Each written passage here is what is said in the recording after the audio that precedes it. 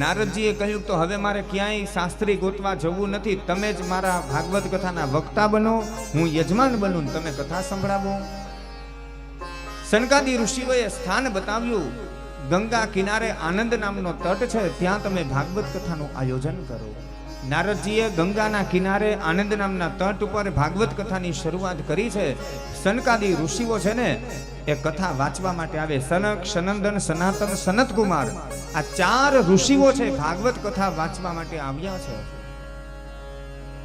અને જ્યારે સનકાદી ઋષિઓ કથા વાંચવા માટે બેઠા ને નારદ કથા સાંભળવા બેઠા ને ખબર પડી કે ગંગા કિનારે ભાગવત કથાની શરૂઆત થાય છે ને ત્યાં તો સ્વર્ગના તમામ દેવતાઓ હતા ને ભાગવતની કથા સાંભળવા માટે આવ્યા.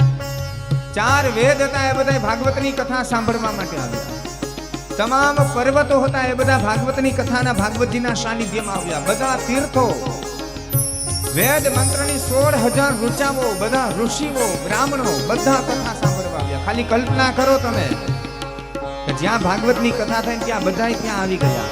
અને એટલા માટે જ્યાં જ્યાં ભાગવતજી બિરાજમાન થાય ને વ્યાસપીઠ ઉપર ભાગવતજી બિરાજમાન કરી અને એમનું પૂજન અર્ચન કરવામાં આવે ને એટલે ભારત ભૂમિના બધા તીર્થ, બધા દેવતાઓ, બધા પર્વતો, હિમાલય, હેમકૂટ, રજતકૂટ, નિષિદ્ધકૂટ, રેવતાચલ, ગિરિરાજ, ગિરનાર આ બધા પર્વતો, ગંગા, યમુના, સરસ્વતી, તુંગભદ્રા, કાવેરી, પયોષિણી, નર્મદા, ચંદ્રભાગા આ બધી નદીઓ, ઇન્દ્ર, અગ્નિ, યમ, નિરુત, વરુણ, વાયુ, કુબેર, શિવ, બ્રહ્મા, અનંત આ બધા દેવતાઓ મનુષ્યના રૂપ લઈ લઈ અને કથા સાંભળવા આવ્યા. અનેક ઋષિઓ હતા બધા. સનક, સનંદન, સનાતન, સનતકુમાર કથાઓ વાંચે છે. એમની અંદર વશિષ્ઠ, ગૌતમ, પરાશર, અત્રિ આવા અનેક ઋષિઓ હતા. પરિવાર સહિત બધા કથાઓ સાંભળવા માટે આવે છે. અને ગંગાના કિનારે ભાગવત કથાની શરૂઆત થઈ છે. ઘણા માણસો કથા સાંભળવા માટે નતા આવતા અને નતા આવતા ને તો ભૃગુ ઋષિ બધાનો હાથ પકડી પકડી એમને સમજાવી અને કથાના મંડપ સુધી લઈ આવ્યા. એટલે આપણે કથા સાંભળીએ એનું તો પુણ્ય મળે, પણ સાહેબ આપણે બીજાનો હાથ પકડી અને આગ્રહ કરીને આપણે કથા સંભળાવવા માટે કથા મંડપમાં લઈ આવીએ ને બીજાને, અને આપણા લઈ આવવાથી એ વ્યક્તિ કથા સાંભળે ને તો લઈ આવનારનું પણ ભગવાન પરમાત્મા કલ્યાણ કરે છે. એટલે માત્ર ખાલી આપણે સાંભળીએ એમ નહીં, બીજાને સાંભળવા માટે લઈ આવવા ને એનું પુણ્ય બતાવ્યું છે. એટલે આવતીકાલે આવો ને ત્યારે બધા એક એક જણો બીજા 10-10 ને હારે લેતા આવજો કે ખાલી આપણું જ કલ્યાણ થાય એમ નહીં, પણ અમારી સાથે બીજાનું પણ કલ્યાણ થાય. આવા ભાવથી ને આપણે જ્યારે કથાઓ સાંભળીએ તો એ કથા આપણું કલ્યાણ કરે.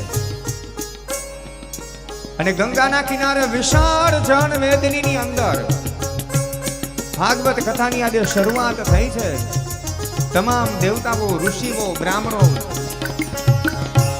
બધા તીર્થો સહિત ત્યાં કથાની શરૂઆત થઈ. અને ગંગા કિનારે જ્યાં કથાની શરૂઆત થઈ ને અસર એની થઈ યમુના કિનારે જ્યાં જ્ઞાન અને વૈરાગ્ય મૂર્છિત હતા, બેભાન હતા ને એ બંને ત્યાં તો જાગી ગયા. વૃદ્ધ હતા એમાંથી યુવાન થયા અને ભક્તિ મહારાણીને ભાવ વિભોર બની ગયા. આનંદ છવાઈ ગયો. ભક્તિ મહારાણી પોતાના બંને સંતાનોને લઈ અને આવે છે ત્યાં ગંગા કિનારે આવ્યા. ભાગવતજીને વંદન કર્યા છે. બધાએ કહ્યું કે આ સ્ત્રી કોણ છે? નારદજી કહ્યું કે આ તો એ જ સ્ત્રી છે જે હેતુથી આપણે કથાની શરૂઆત કરી. ભાગવતની જ્યાં શરૂઆત થઈ ને અને કથાની શરૂઆત થતા જ જ્ઞાન અને વૈરાગ્ય બંને જાગી ગયા.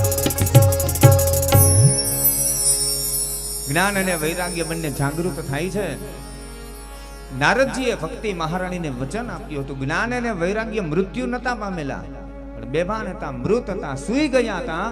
ભાગવતની કથા એને જગાડી દીધા. તો ભાગવતની કથાનું પહેલું કામ. અને સનકાદી ઋષિઓએ ત્યારે ભાગવતની કથા સંભળાવી છે.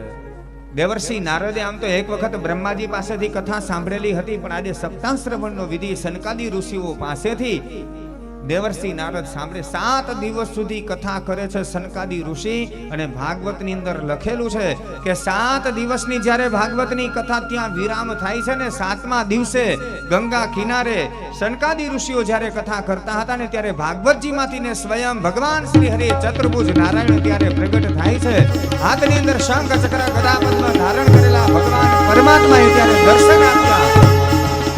ભગવાન પરમાત્માએ ત્યારે આશીર્વાદ આપ્યા અને કહ્યું છે, નારદને કહ્યું, સનકાદી ઋષિઓને કહ્યું છે કે હે સનકાદી ઋષિઓ, આજે હું વચન આપું છું કે કલયુગની અંદર જ્યારે જ્યારે ભાગવતની કથા થશે ને, ત્યારે 7 દિવસની અંદર 7માંથી કોઈ પણ એક દિવસ, એમાં એક ક્ષણ પણ, એટલે ભગવાન પરમાત્માએ સ્વયં વચન આપ્યું કે 7 દિવસમાં ગમે ત્યારે એક વખત એ ભાગવત કથામાં હું ત્યાં હાજરી પુરાવીશ, ત્યાં હું ચોક્કસ દર્શન દેવા માટે આવીશ, આ મારું વરદાન છે. એટલે 7 દિવસમાં ભગવાન એક વખત ગમે ત્યારે અહીંયા આવે છે, એ હકીકત છે.